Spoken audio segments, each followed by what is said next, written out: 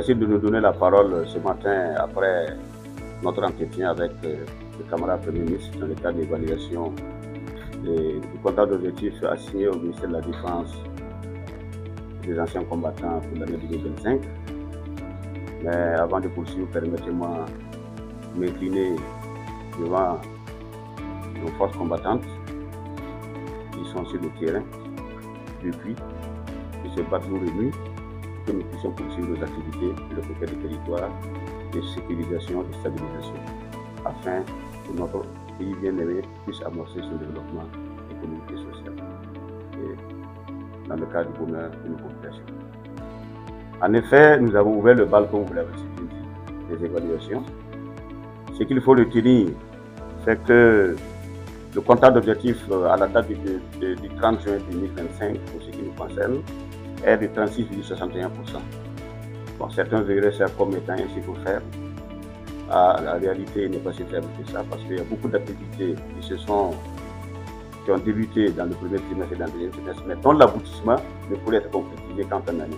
Je vais parler notamment des formats des armées et des recrutements civils, pour lesquels ce n'est qu'à la finalisation de toutes ces activités qu'on pourrait les comptabiliser en termes de pourcentage.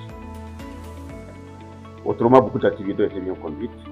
Et ce qu'il faut noter de positif, c'est la reconquête du territoire qui nous amène à un taux de 72,70% actuellement, contre un taux de 70,89% la dernière fois en décembre 2024. Ça veut dire que nous avons fait un bond progressif, et cela se traduit par la reconquête de la zone du Soulou, notamment la localité de Dji, la stabilisation des Diapara et aussi du Dibo. Nos localités sont également ravitaillées, vous avez pu le constater pour l'Est et également pour Dibo avant la saison des pluies. Nous avons permis également le redémarrage des activités économiques, par exemple la pluie du Bungu, et le retour progressif de l'administration. Et avant de finir, son Excellence le Premier ministre a bien voulu nous donner d'autres instructions et d'autres recommandations à prendre en compte dans le cadre de la constitution de nos activités de 2025.